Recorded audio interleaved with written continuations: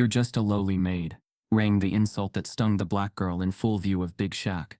But minutes later, whispers turned into gasps when the groom canceled the wedding, mid-aisle silence shaking centuries of unspoken truths. What began as cruel mockery on a satin-draped stage became a reckoning few saw coming. The maid's quiet strength met Big Shaq's unwavering gaze.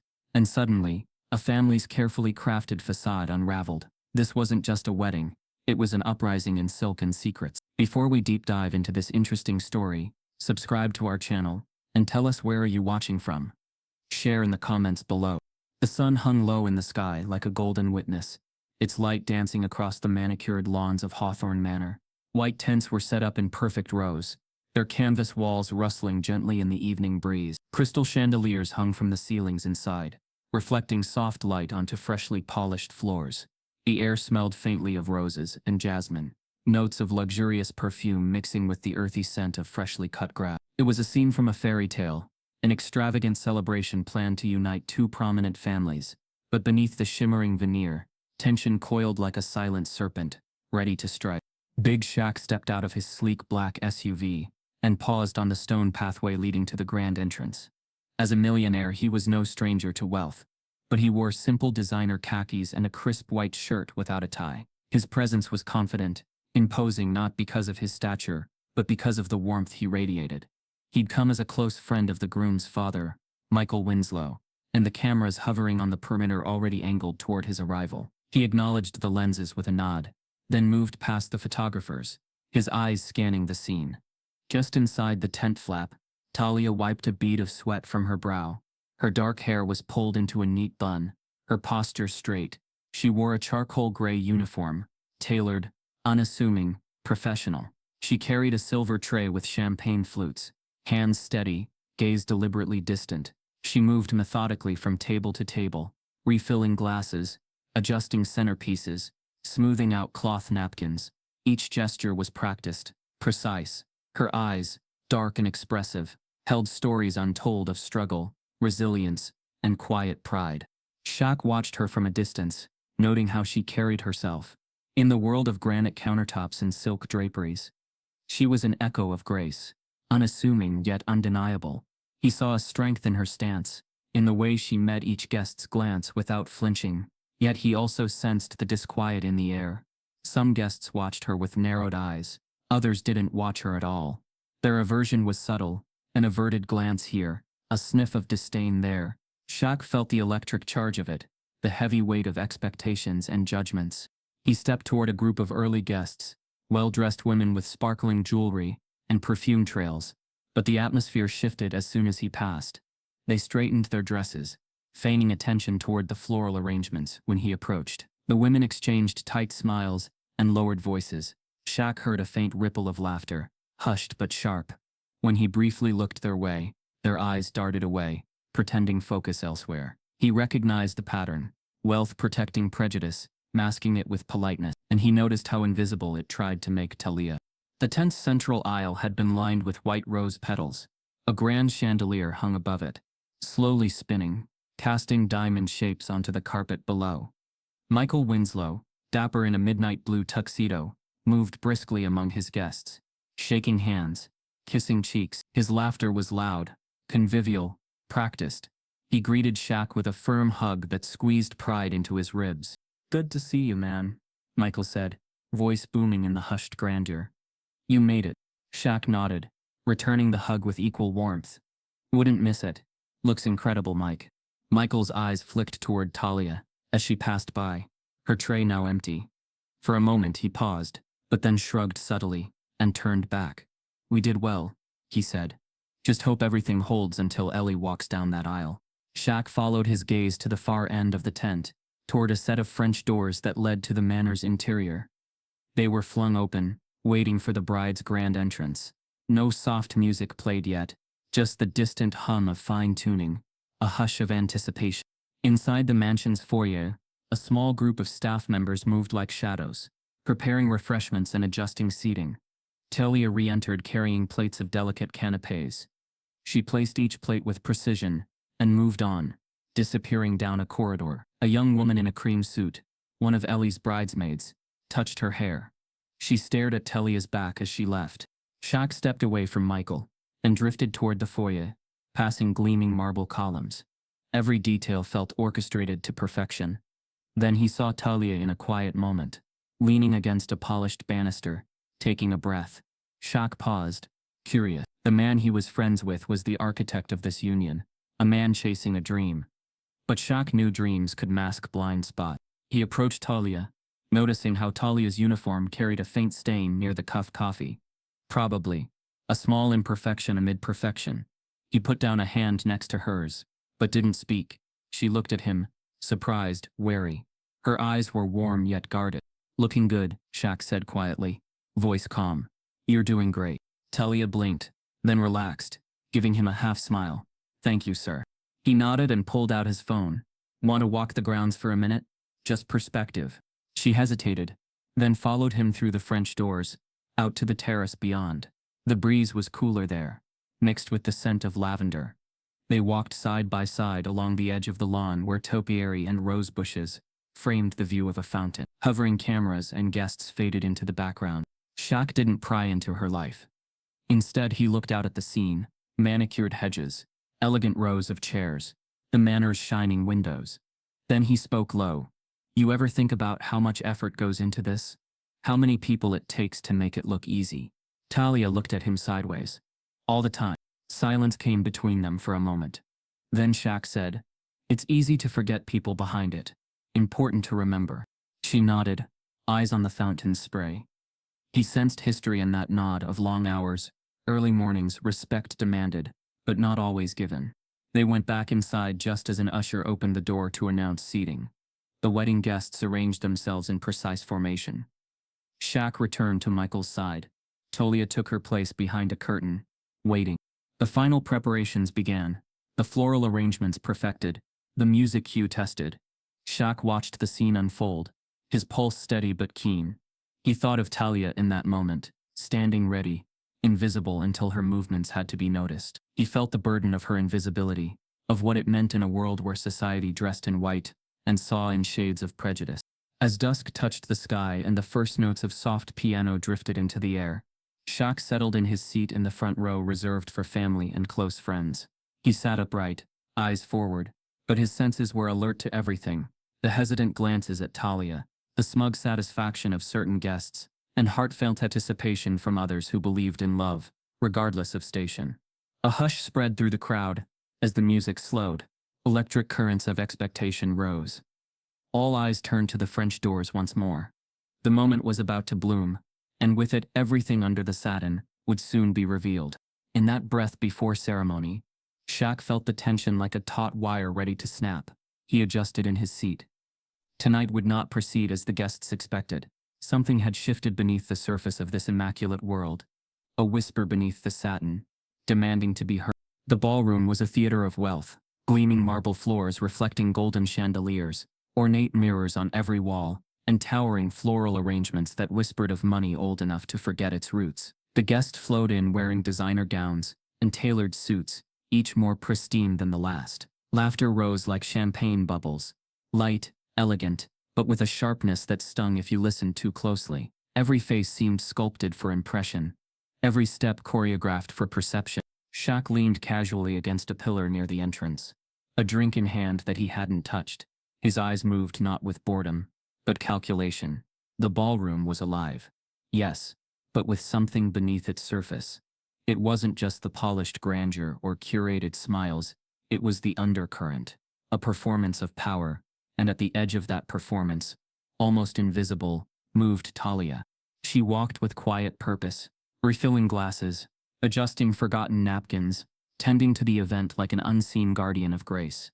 Her face betrayed no emotion, yet her posture carried centuries of silent labor. Shaq watched her, not intrusively, not like the others, but with the sharp instinct of someone who had been dismissed before only to redefine his value on the world's largest stages. As he observed, snippets reached him. Fragments of conversations not meant to be heard. A group of men near the champagne tower chuckled about the optics of the help. One of them, in a navy pinstripe suit, flicked a glance toward Tahlia and muttered, "Nice touch, keeps the image balanced." The others laughed behind raised flutes. Shaq's brow furrowed. Not visibly, just enough for him to feel it. Across the room, Vivienne Winslow stood beneath a crystal chandelier, her posture like that of a queen surveying a kingdom. Her icy blue gown clung to her form with deliberate elegance, and her blonde hair was styled to perfection. She did not smile unless there was something to gain. When she spoke, her voice carried a tone rehearsed for interviews, charity galas, and art auctions. There was power in her stillness, but it was the brittle power of glass, beautiful, sharp, and cold. Vivienne's eyes met Tahlia's once. Only once, and what passed in that glance could not be measured in words. It was a transaction of history, a reminder of boundaries. Tahlia didn't flinch, but her steps slowed ever so slightly as she passed.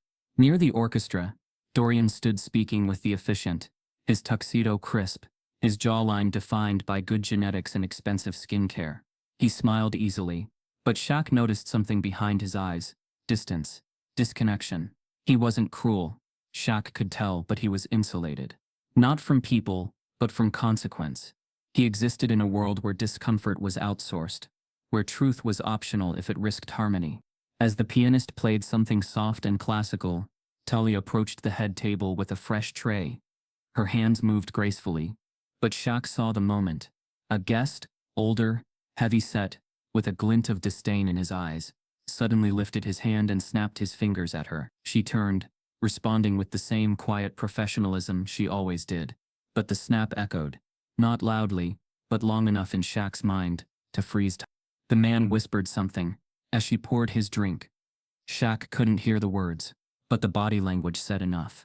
Dismissive. Entitled. As though she were part of the decor. Tahlia gave a slight nod and stepped back. She didn't break stride, but when she moved past Shaq, he caught it. The flicker of something in her eyes. A hurt long trained, not to He stepped away from the pillar and made his way to the far side of the ballroom. His steps were measured, casual, but his presence turned heads. Not just because of his size, or his fame, but because he didn't hide his awareness. He was reading the room, and the room knew it. Vivienne noticed too. Her eyes tracked him briefly, and then she leaned toward one of her guests, whispering behind a manicured hand. The other woman laughed too quickly, too loudly. Shaq caught the glances, the silent whispers, the need to dominate without confrontation. He was used to this type of control, hidden behind civility, guarded by protocol, laced with plausible deniability. Later in the evening, Tahlia returned to the back corner, momentarily alone, wiping down a tablecloth with quiet diligence. One of the younger guests approached her, brash, likely intoxicated, with entitlement oozing from his grin. He asked her something. She answered politely. He leaned closer, too close, and when she stepped back, he raised his hand mockingly in surrender. "No offense, sweetheart," he said. "Didn't mean to scare the help." The phrase hit Shaq like a shot across the bow. It wasn't loud, but it was clear. He turned on his heel, slowly, his drink still in hand, and watched the man walk away laughing with his friends. Tahlia stood still for a second longer before moving back to her duties. Not a word, not a glance. She had been here before. This was not new.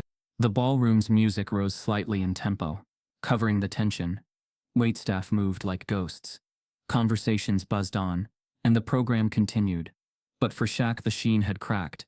This wasn't just a celebration. It was a theater of unspoken prejudice, masked with luxury. He moved toward a window, where he could watch both the guests and the staff. He noticed how Tahlia always moved with precision, but never with peace. Her steps were too practiced, her smiles too careful. She was navigating a minefield, wearing the face of service, and no one but him seemed to see it. Then, near the dessert table, another moment unfolded. A guest, a woman this time, accidentally spilled a drink. Tahlia rushed over with a cloth, but the woman recoiled, eyes narrowing. "Don't touch me," she snapped. "Get someone else." The disdain was palpable. She waved Tahlia away like she was contagious. Shaq stepped forward instinctively, but Tahlia had already turned. Her face was stone, her back was straight. She moved past him with the elegance of someone who had chosen survival over confrontation 1,000 times before. But Shaq saw it, saw the tremor she suppressed, the breath she held. Vivienne watched the exchange with mild amusement from a distance, her glass half raised. She said nothing. She never did. Her silence was endorsement wrapped in pearls. As the ballroom lights dimmed slightly to signal the start of toasts, Shaq returned to his seat. The MC took the stage, thanking everyone, setting the tone for celebration. But Shaq wasn't celebrating. He was documenting every sideways glance, every filtered insult, every time Tahlia was treated like she wasn't fully human. He looked across the room and locked eyes with Vivienne. She smiled, polite and plastic. But beneath it, Shaq saw the truth. She believed in order. And in her world, order meant people like Tahlia stayed invisible. Dorian rose next, called to give a few words before the rehearsal dinner began. He cleared his throat, smiled at his guests, and thanked everyone. His words were gracious, vague, forgettable. Shaq watched him closely. There was a choice coming. Maybe not tonight, but soon, because ignorance had a shelf life, and the truth was starting to rip through the seams of the story they had sold. As applause broke out, and glasses clinked, Shaq didn't move. He looked around the ballroom and knew one thing for certain. This wasn't over. The room was dressed in elegance, but it was leaking discomfort. The walls might not echo with screams, but they resonated with silence that screamed even louder. And in the middle of it all was Tahlia, unapplauded, unthanked, but not by him. Never by him. The grand ballroom had been transformed into a cathedral of luxury, a warm-up for the spectacle that was tomorrow's wedding. Rich tapestries framed the stage, ivory drapes caught the late afternoon light, and musicians tuned their instruments beside the floral arch. A soft hum filled the room. Stylists, coordinators, and select guests floated about like actors rehearsing for a performance they'd already assumed belonged to them. Everything was being tested, perfected, and in the eye of this controlled chaos stood Vivienne Winslow, orchestrating with a presence as sharp as the diamond clasp on her neck. She moved with certainty, giving directions that were less suggestions and more divine commands. The staff bowed to her tempo, adjusting angles, shifting tables, retouching flowers, and nearby, almost swallowed in the frenzy, was Tahlia, bending to straighten a chair, polishing the mirrored centerpieces, carrying her tools of order like a silent soldier. Big Shaq stood to the side, with Michael Winslow, casually observing. He wore a navy sports jacket over a black shirt, arms crossed, one foot slightly forward. His eyes weren't on the decor or the musicians, or even the bride, Ellie, who was fussing over the length of her veil. His attention was fixed on Tahlia. Again, he couldn't help it. Her movements were seamless, disciplined, yet there was a heaviness behind them today, something more than fatigue, something coming. As the rehearsal proceeded, the guests began to ease into chatter. Champagne was passed around for ambiance, and the laughter took on a more unfiltered tone. The inner circle began to relax. That's when the jokes surfaced, not spontaneous, but orchestrated, almost theatrical in its delivery. Vivienne, standing near the center with a gaggle of women who smelled of old money and new plastic, pointed a manicured finger toward Tahlia, who was adjusting the hem of the carpet beneath the stage. "Well, look at that," Vivienne began, with a smirk, her voice pitched just high enough to draw attention. "Perfection in posture, isn't she? You'd think she was raised in Versailles, instead of wherever they pluck these maids from these days." The surrounding women laughed, tight, nasal giggles that bounced against the marble. Tahlia froze for a heartbeat, hands still at the edge of the carpet. Her back was to the crowd, but her shoulders stiffened with unmistakable clarity. She did not turn around. She didn't need to. Vivienne continued, her voice rich with theatrical glee. "I swear, sometimes I can't tell if they're staff or statues. So poised, so silent, so obedient. It's charming, really, like owning a museum piece that wipes your glasses." The laughter grew louder, encouraged by her tone, feeding off each line like dogs at a banquet. One woman added, "And here I thought good help was hard to find." Another chimed in, "She's practically a prop." They laughed harder. Shaq's body shifted. Not dramatically, not yet, but he leaned forward slightly, eyes fixed. Michael beside him chuckled awkwardly, as if unsure whether to join or disengage. A few of the younger guests looked uncomfortable, their glances darting between Vivienne and Tahlia, but no one said anything. The room was following hierarchy, and hierarchy dictated silence. Tahlia stood, slowly, with grace, not defiance. She picked up the tray she'd left beside the curtain, and turned, not toward the crowd, but to exit stage left through the side door. Her face gave nothing away, but her steps were deliberate, like someone walking through fog with full knowledge of every shadow within it. Vivian waved her off. "Oh, don't leave, sweetheart. We were only admiring your diligence." Another peal of laughter. Shaq took a breath, deep and steady. He set down his glass on a nearby table with care, then stepped away from Michael, who didn't notice until Shaq had already taken several strides. The room was still vibrating with laughter when the sound of Shaq's shoes crossing the ballroom floor began to rise above it. His steps echoed, just enough to slice through the noise. People turned, one by one. Vivian's smile faltered just slightly, like a crack in polished porcelain. Shaq didn't speak. He didn't gesture. He walked toward the center of the room with a gravity that couldn't be laughed away. It wasn't his fame that silenced them. It wasn't even his size. It was the weight of intention in his movement, the truth written across his face in lines etched by life, not money. By the time he reached the center, near the edge of the stage, the room had gone quiet. The laughter stopped like a curtain drop. Vivian stood there, a flute of champagne still half raised, her smile now a mask barely holding. Shaq looked around, not at her, not yet. He let his eyes pass over the room, the glittering gowns, the tuxedos, the chandeliers reflecting a room, suddenly stripped of elegance, and then slowly, he turned his eyes to Vivian. No expression, no smile, just stillness. She opened her mouth, perhaps to deflect with another quip, but no sound came. No one else spoke either. They were waiting. Some in confusion, some in anticipation, all aware something had shifted irreversibly. Shaq didn't say a word. He looked toward the doorway where Tahlia had disappeared. Then back at the room. His silence was louder than any rebuke.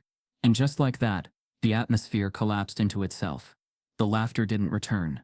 The guests fidgeted, casting awkward glances at their glasses, their phones, their shoes. Vivian lowered her glass, jaw tight. Shaq finally turned and walked back across the ballroom, leaving behind a silence that thundered. It wasn't just uncomfortable, it was transformative. The kind of silence that rewrote narratives and shifted loyalties. The kind that forced reflection, whether it was welcome or not. No music resumed. No one filled the void. The grand rehearsal, like the laughter, had ended. Big Shaq remained planted in the center of the opulent ballroom, the hushed audience forming a living ring around him. The molten glow of chandelier light reflected off crystal columns, yet the room felt colder now, the warmth drained by that moment of stunned silence. Vivian stood rigid, a portrait of clipped elegance, while Michael fidgeted beside her, glancing between Shaq and the door Tahlia had disappeared through. For a heartbeat, no one moved or spoke. Shaq's voice eventually came, but low, measured and deliberate. It held no anger, only the weight of lived experience. He began with a memory, a small house on the outskirts of Camden, New Jersey. He spoke of a mother, Lucille, who did everything to shield her boy from that world's darkest corners. He didn't raise his voice. His tone was tender, almost confessional, but each word carried the force of granite. He described mornings when they woke to sirens far off, and nights when the air outside was thicker than fear. Yet despite that, Lucille kept windows open, letting in dreams instead of locks. She taught him that dignity wasn't given. It was carried, silently, by how you treated others when no one was watching. His words traced a lineage of redemption, from hardship to purpose, from silence to speaking up. The room's attention shifted. Faces softened. Unease turned toward introspection. Shaq didn't accuse these people. He reminded them. He painted a portrait of shared vulnerability, child, mother, hope against hopelessness. He spoke of Lucille's hands, calloused, carrying shaping plates for strangers, and prayers for her son. He spoke of long days spent cleaning floors for the dream that cleaning floors shouldn't erase humanity. The audience listened, caught between familiarity and guilt. Shaq spoke of resilience, of love woven into grinding work, and of dignity preserved under the glare of disdain.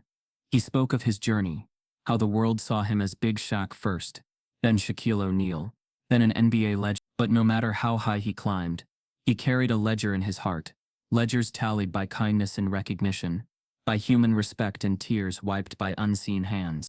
He gently asked the room to recall someone who made their lives easier, someone whose name they couldn't remember because they did the right thing, simply because it was right. And yet that didn't excuse forgetting. He challenged the idea that wealth should render another invisible. His point wasn't confrontation. It was confrontation's quieter cousin, reflection. Vivian's posture softened. Michael nodded subtly, almost imperceptibly. Some guests looked down at their shoes. No one left. None wanted to break the spell. When he finished, Shaq's voice lowered further, not lost, but intimate. My mother would have thanked her someday, he said of Tahlia, if we let ourselves remember. He paused, the swirl of chandelier lights turning to whispers in that silence. And then, without changing tone, he turned and walked away. No fanfare, no applause, just footsteps echoing on marble, marking a path back to where comfort lingered. As Shaq exited, a hush remained, tension humming like electricity waiting for a conductor. Moments later, Michael coughed, clearing his throat, and the room exhaled collectively. Conversations resumed, but quiet, tentative, reflective. Some guests asked each other if they felt different. Others checked their phones. Vivienne remained at the center, unmoving, her eyes unfocused. Unbeknownst to most, a reporter at the edge of that crowd had recorded every second, every inflection, every pause, every lingering glance. By the time Shaq reached the terrace steps, the recording had already started uploading. Within hours, the video exploded online, shared thousands of times across platforms. Accolades flooded in for the silence breaker. Industry insiders posted about planting seeds during the rehearsal. Human rights commentators praised his framing of dignity and intentionality. Late into the evening, Shaq stood alone at the terrace, gazing across manicured hedges. He took a deep breath, and the quiet outside felt like absolution. He closed his eyes, remembering Lucille's voice, gentle but adamant. He thought of Tahlia, unseen and dignified. He made a silent promise, and then stepped inside to find her, and the world waiting for what came next. The speech hadn't resolved anything, but it had changed everything. The audience wouldn't need to fight. They would choose to, if they chose to carry the lesson forward. No physical confrontation was necessary. Words can shift momentum, ideas can crack ceilings, and when those words come through a quiet giant, they echo far beyond any ballroom. That night, under chandeliers and cell phones, dignity found its amplifier, and it was just beginning. Dorian sat in his study late that night, the room dimly lit by a single desk lamp. The wedding dress rehearsal had ended hours ago, but his mind was still echoing with Big Shaq's words and the indignities Tully endured. He stared at a folder his mother, Vivienne, had thrust into his hands earlier, ancient documents tied with a tarnished ribbon. His breath caught when he unfolded the brittle pages, revealing photographs of a woman he recognized. His mother, younger, beside another woman, dark-haired, same strong eyes as Tahlia. The name on the bottom of the photo, Caroline Addison, and beneath it, scribbled in faded ink, child born 1996. Dorian's throat tightened as he flipped to another page, a birth certificate, Tahlia's full name, Tahlia Winslow. He sat back in his chair, the weight of truth crashing into his chest. His mind raced with questions. How could this be hidden? Why had his mother never mentioned it? His hands trembled as he clutched the documents. This was no secret help. This was his sister. The realization landed like lightning. The woman serving them, being mocked in their grand home, was his blood. He rose, paper still clutched, and paced the study. A room that had once felt like home, but now felt unfamiliar. Memories flickered through his mind. Tahlia's quiet diligence, Shaq's protective gaze, Vivienne's chilly demeanor, whenever she thought no one noticed. The pieces assembled themselves into a picture he wasn't ready to see. Vivienne had given her away, erased her from their family to protect their reputation. And now she was here, living under his roof. He forced himself to slow his breathing, to channel the rage building in his chest into clarity. This wasn't the time to erupt. Tomorrow, with the wedding, the world watching, they needed answers. He had to confront his mother. He had to uncover the truth. And more importantly, he needed to make choices that would honor Tahlia. The next morning, Dorian found Vivienne in the conservatory, sipping green tea as though nothing had shifted. The grandeur of the glass walls and tulip trees felt oppressive in that moment. He closed the door softly behind him and placed the folder on a marble table between them. "Mom," he began, his voice controlled, level. Vivienne took a small sip, her lips pursed. "What is this?" His tone didn't invite lies. It demanded them. Vivienne's hand trembled around her teacup before she set it down. "Dorian," she said with practiced calm, "we need to discuss something delicate, something you aren't prepared for." He swallowed the tightness in his throat and didn't flinch. "I think I am." Vivienne glanced at the folder, then back to him. She didn't speak, but her eyes held the years of hesitation and guilt. Finally, she nodded. A slow concession. Tension flooded the room. Outside, birds called softly in the garden. Inside, the air thickened. I couldn't risk it, she said, voice low. The moment your father found out, it would have destroyed everything we built. Tahlia carried your father's likeness. He would have claimed responsibility. The scandal would have ruined us. Each word trembled at the end, as though she feared their own weight. Dorian's eyes burned with pain and betrayal. But we've known all along. You knew she belonged to this family. We could have helped her. Vivienne closed her gaze, shame softening her expression. Your father, when he left, he blamed me. I was forging ahead, trying to hold our world together. When I discovered I was pregnant, again, with a child that could remind him of what we lost, I was scared. He snatched the teacup off the table, letting fingers rap on the porcelain. All this time you let her serve us, watch us, without knowing she calls this home. His voice was steady now, cold in its composure. She flinched. I wanted to protect her. She grew up in foster care, my brother's arrangement. I sent the money, but her voice failed her. I thought distance was best.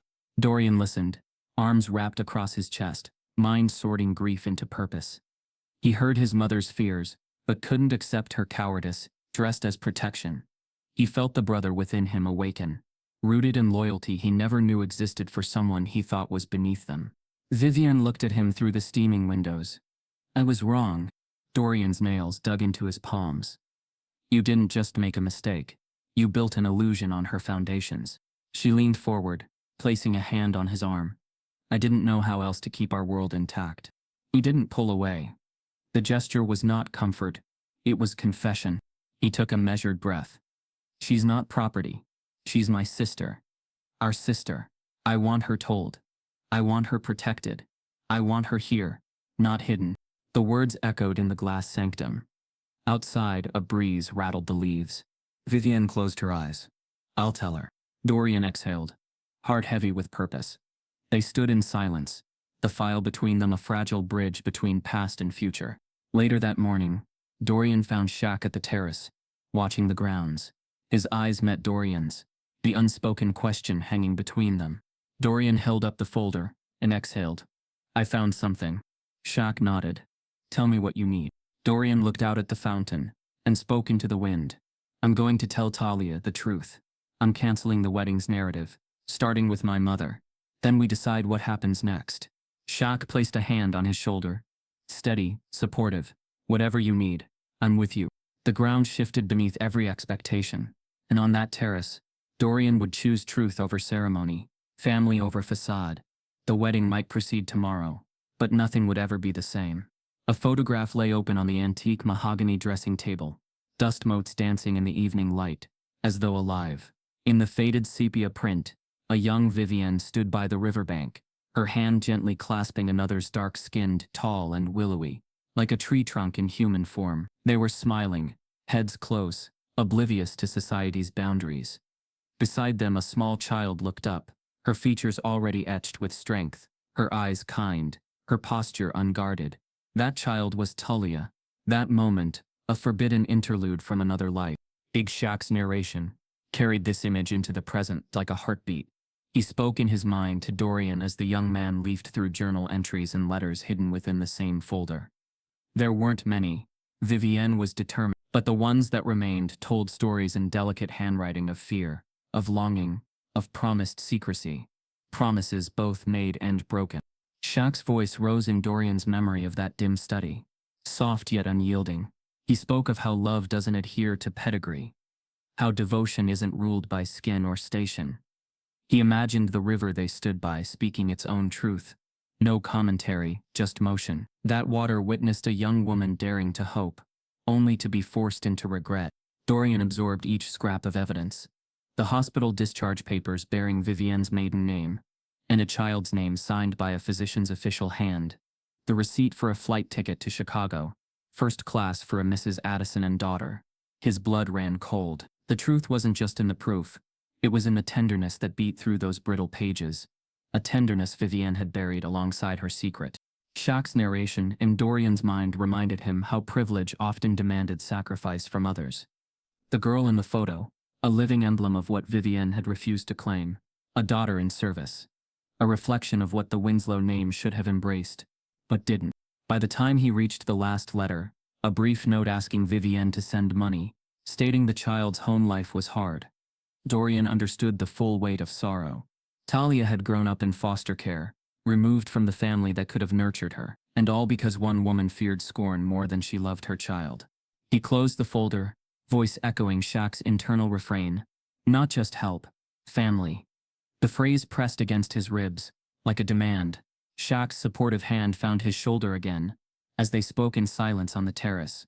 Without words, they understood that history demanded reckoning. Vivienne's mask cracked 2 hours later, as dusk settled over Hawthorne Manor. She had watched the procession of lights lower over the manicured grounds, gathering courage like a tide. She entered the ballroom where a few remaining staff were clearing tables, and Tahlia stood by a long banquet table wiping crumbs from a silver tray. She looked older than 50, but her eyes still gleamed with grace. Vivienne stopped 2 steps away. The hush of clattering dishes softened. Tahlia paused, their gazes met through half-lit air. Recognition flickered, not surprise but shock, then something else. The camera eyes of guests were gone. It was just them now. Mother and daughter, 8 of Talia's 40 years apart. Vivienne's voice was barely a whisper. Not practiced, not distant. Human. Tahlia. Her name floated in the space between them. The child Vivienne thought she lost. Talia's face remained still.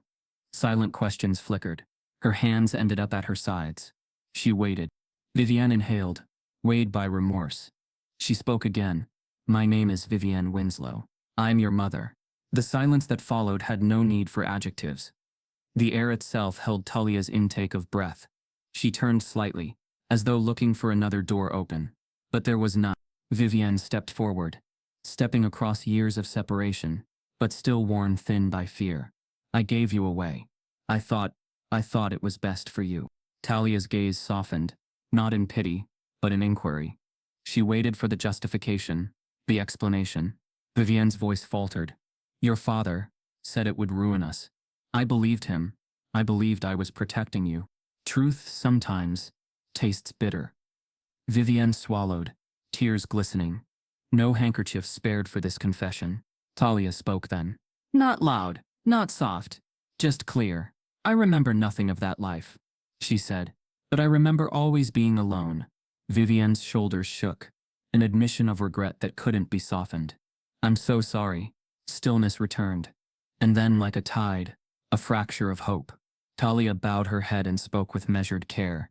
Mom, you can't undo what happened, but you can help me now. Vivienne closed her eyes, tears falling freely. Help you how? Tahlia didn't answer immediately. She gestured toward the tray in her hands. By acknowledging me, not as staff, not as a secret, just me. That recognition fractured the remaining distance between them. If words could bridge decades, this would. Vivienne nodded, stepping forward, until she reached Talia's side. She gently took the tray, placing it on a nearby cart. Then she took Talia's hand in her trembling fingers. In that touch lay reconciliation. Not full redemption, but a start. Shaq watched from the doorway as the 2 women, mother and daughter, stood facing each other. His own heart tightened at the sight. He thought of Lucille's lessons, that dignity once acknowledged, multiplied. He realized then that the real ceremony of tomorrow wouldn't be the vows exchanged, but the vows being reknit tonight, between people who never should have been strangers. Vivienne turned to Shaq and Dorian, voice cracking, her tone fostered by humility. I'll tell them tomorrow, everyone. Dorian stepped forward, offering support with open arms. Shaq nodded, unspoken pride in his posture. The 3 of them stood together, framed by flickering candles and moonlight, embracing the fragile dawn of a family newly awakened. That night, the mansion slept differently, its foundations rinsed by confession, redemption, and a reclaimed sense of justice. In the darkness, Tahlia stood center stage of her own story, and tape-light glimmers of hope lit the path forward. And in the next breath, dawn began. The morning sun poured through the floor-to-ceiling windows of Hawthorne Manor's tented chapel. With a sense of inevitability, light pooled on white roses, polished wood, and a path cleared of petals already trodden by so many hopes and rehearsals. A hush fell as guests took their seats, whispers trailing the rising crescendo of unseen winds. The atmosphere was taut, charged not just with celebration, but with anticipation. Today's ceremony wasn't just personal. It had grown into public ritual, thanks to Shaq's quiet stand the night before, viewed by millions online. Eyes were now watching for more than vows. Shaq stood discreetly behind the first row, Michael Winslow at his side. Michael's face was a map of pride and nerves. Just days ago, this marriage had promised unity, social triumphs, celebration. Now it held the potential for reckoning. Shaq's presence carried steadiness. He'd done his part. Now he watched, waited. Tahlia stood near the side aisle with Vivienne. She wore a crisp black staff suit. No bridal pink, no formal gown, but carried herself like someone accustomed to bearing more than fabric. Vivienne's posture had unraveled since the reveal, grief and guilt surfacing despite her best attempts at composure. She appeared drawn thinner, her eyes rimmed by regret, her gloved hands gripping a cloth napkin. Dorian appeared at the top of the aisle, hands shaking slightly, face both pale and resolute. His tuxedo was perfect, bow tie straight, hair run through once more by a stylist. But his shoulders carried the weight of secrets laid bare, and decision made. The officiant, a well-known local pastor, stepped forward, microphone raised, cameras hummed, at least 20 lenses pointed at this moment. Everyone waited. As Dorian descended the aisle, his gaze passed over guests, friends, family, dignitaries, along with news crews whose tripods stood like silent sentinels. He reached the altar, standing before the pastor. Vivienne nearly rose to her feet, ready for a scene that would never come. Dorian raised his hand gently, stopping the officiant. The silence stretched, a tightrope between expectation and change. Then his voice, "Please everyone, I can't do this." It fell like a hammer in the ballroom's hush. Gasps echoed. The pastor recoiled, confused. Vivienne gasped, her face ashen. Tahlia froze. The guests turned their heads, whispering, eyes wide. Dorian swallowed, his next words steady. "Last night I learned something that changed how I see everything." He paused for breath.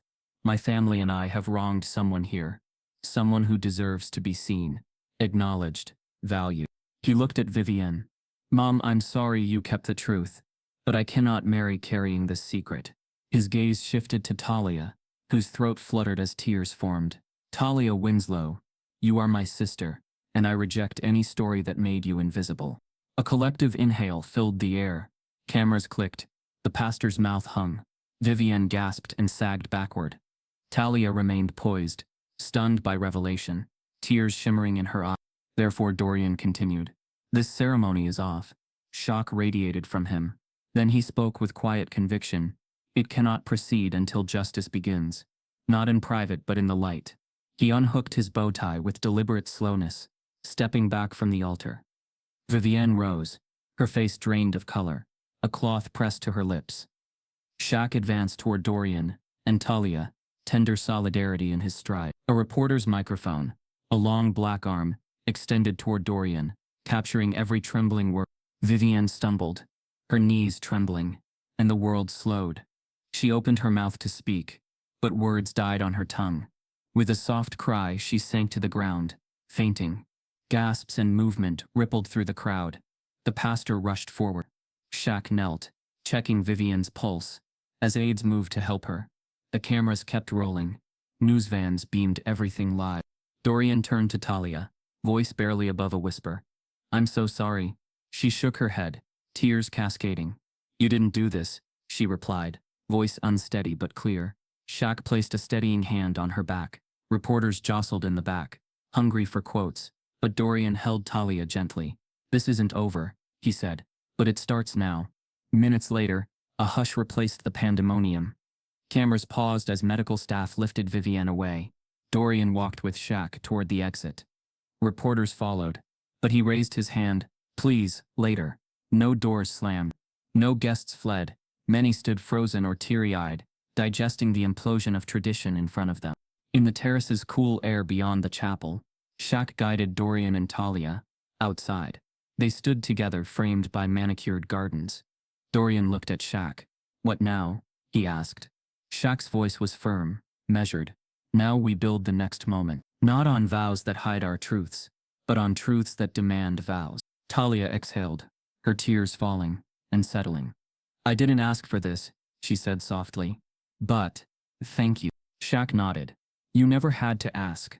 The storm would follow, news headlines, asylum of social media, debate and discord. But here in early light, family had fractured, and a new chance for integrity had begun. The mansion's tents remained empty, the ceremony undone, but the real gathering had taken place, souls aligning with truth and justice.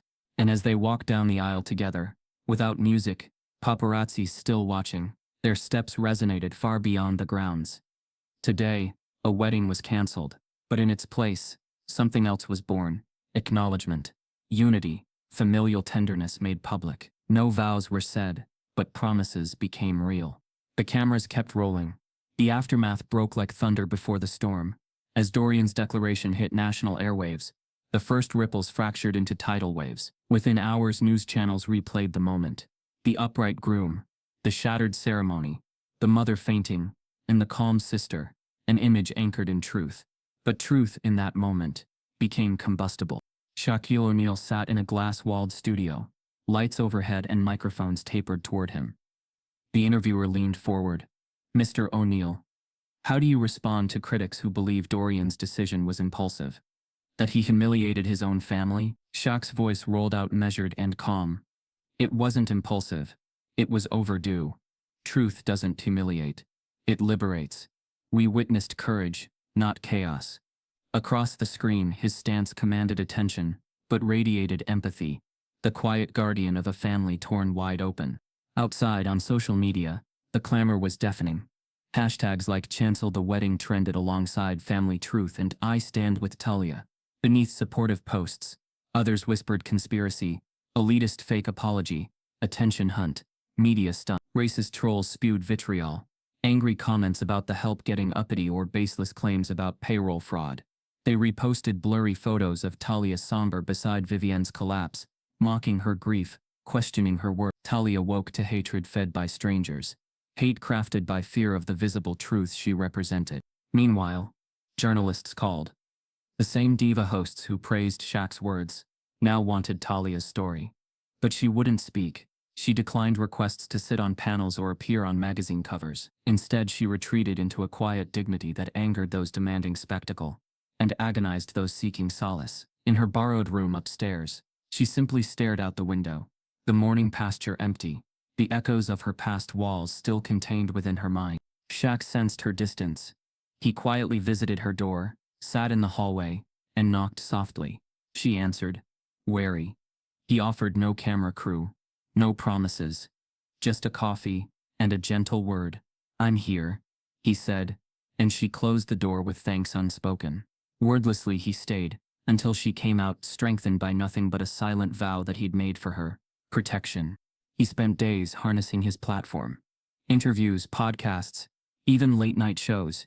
Shaq turned each appearance into a shield. He spoke of Tahlia's humanity, asked audiences to look at dignity before pedigree, to weigh empathy over entitlement. He repeated only two things: this isn't about spectacle, it's about human justice. And Tahlia didn't ask to be front page. She asked to be acknowledged. Across the country, his presence stabilized the chaos. Social media shifted some tides. New hashtags, supportive headlines, podcasts exploring familial forgiveness and systemic privilege. The conversation was evolving, but the storm still raged. Late one evening, Shaq gathered the household around the living room's fireplace. Michael Winslow sat with his head bowed. Dorian stood by the window, watching police lights flicker on a nearby street. Vivienne sat beside Tahlia, the two women tethered by shared shock, shame, and the brutal possibility of healing. Tahlia looked at Shaq, her voice steady but soft. How do we proceed? No grand gestures. No sweeping declarations. Shaq offered only the next step: transparency. He proposed a private gathering, a public conversation, where Tahlia could share her truth if she chose, but only on her terms. He offered resources, therapy, legal advice if needed, philanthropic support, plus food on the table and a team standing beside her. And he pledged to stay out of the spotlight, not always visible, but always present. Tahlia's eyes glistened. She nodded slowly, dignified in her silence. In the weeks that followed, the frenzy fractured. Some voices receded, as fatigue settled. Others dug in, preparing court cases for defamation or lawsuits for emotional harm. The Winslow household had internal fallout, partners ended engagements, friends asked questions they'd avoided before, and the foundation built around their public image faltered. Amid it all, Shaq remained the constant, a steady figure showing up at recording booths, then disappearing to send flowers to Tahlia. He personally met with board members of the domestic workers' rights nonprofit he planned to launch in her name, ensuring focus remained on equity and respect. He whispered strategies late into the night with Dorian, how to leverage attention into meaningful change, how to reshape legacy into repair. One morning, a package arrived for Tahlia. A single sunflower, bright, deliberate, and a note in Shaq's handwriting, "You own tomorrow, not your past." Tahlia took the flower, placed it in a vase, and touched the note like a sacred talisman. She stared at the petals, and in that moment, something resolute rose in her gaze. The media still churned, but the tide was shifting. A viral clip emerged, Tahlia speaking at a small private event about dignity and visibility. Her voice was soft but carried clarity. No one should be invisible in their own home. There were no lights or camera angles, just a phone recording from the back row. The clip spread with gentle force, offering a new image of her grounded, intentional, powerful in softness. That night, Shaq watched from the doorway as Tahlia placed the final touches on a presentation for domestic workers' rights funding. She paused, looked at him, and mouthed, "Thank you." Shaq nodded, pride echoing in his chest. The storm hadn't passed. It was rewriting itself. Racist backlash still bubbled in dark corners. But so did acts of solidarity. Local politicians visiting Hawthorne Manor to listen. Activists coordinating cleanup drives. Celebrities amplifying Tahlia's message. Fundraising numbers rose. In the heart of the chaos, Shaq remained steady, quiet but unmovable. The kind of guardian who stayed long after cameras forgot to stay, and in the hush between interviews and viral moments, he watched Tahlia stand a little taller each morning, her dignity no longer suppressed by fear, but nurtured by self-belief. The storm roared on, but its direction had changed. And in that shift, a family found its truth, a nation glimpsed accountability, and a black woman reclaimed the ground beneath her feet, with Big Shaq standing by, unwavering, in every gust. That evening, after the whirlwind of the day, the manor settled into an uneasy hush. In the corridor, low voices of staff echoed against polished walls.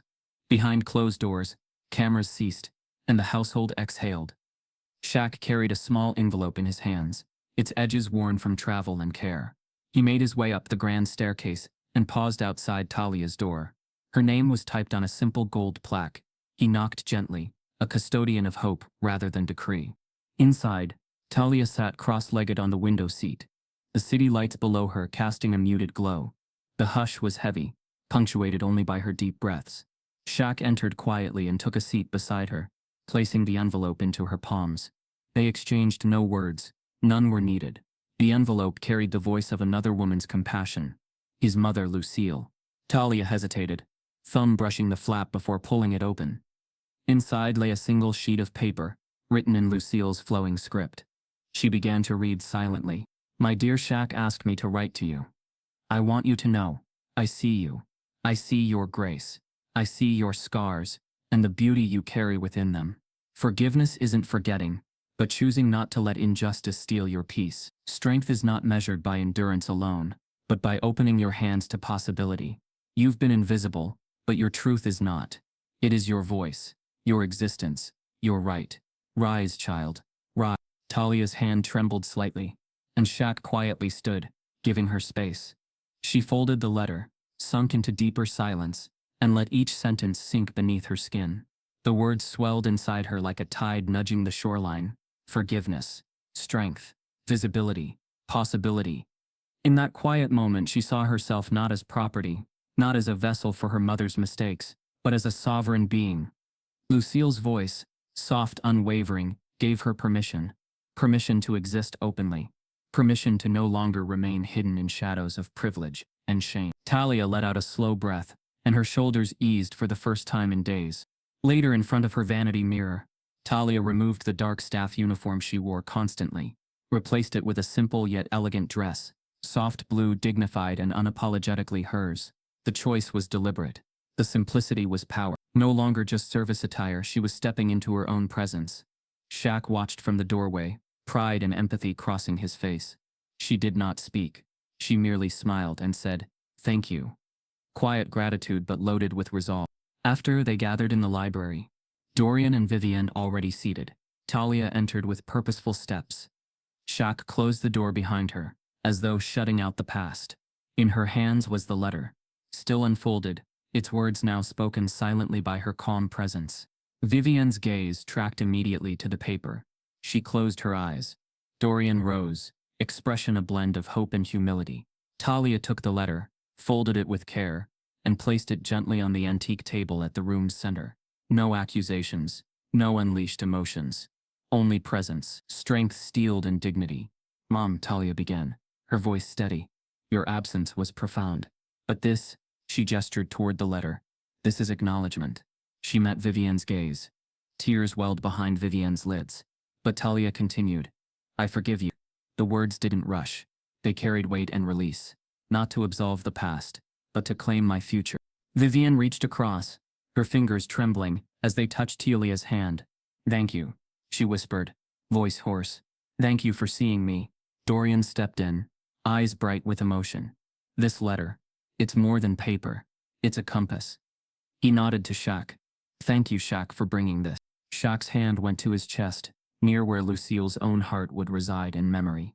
"Your mother taught me that dignity is not a commodity. It's your inheritance. Tahlia, you deserve every piece of it." Silence fell, not awkward but sacred. The four of them, Tahlia, Vivienne, Dorian, and Shaq, formed a sphere of intimacy inside a world still turning outside. In the moments that stretched, Tahlia made a choice beyond ceremony.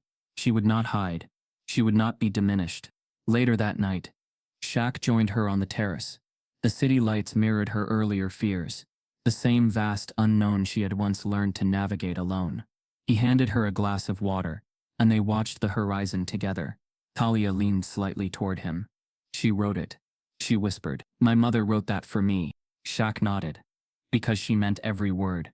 Tahlia closed her eyes, absorbing the wind's soft motion. Then she opened them, focus sharp. "Tomorrow," she said with quiet determination, "I face them." Shaq smiled with pride. "I'm with you." Inside the room, a soft echo of Lucille's words lingered. "Rise, child, rise." And beneath them, Tahlia felt a power unfamiliar but dear. A power that didn't require grand stages or ceremonies. Just the clarity to stand, to be seen, to begin again. As the stars wheeled overhead, a new chapter unfurled, not one of hidden confines, but of intentional emergence. And Tahlia, reborn from unseen scars and cherished by words of wisdom, stepped forward into her own light, with gratitude, dignity, and unwavering resolve. 3 months had passed since the day a wedding unraveled in front of the world, and in its place, something far more enduring began to form.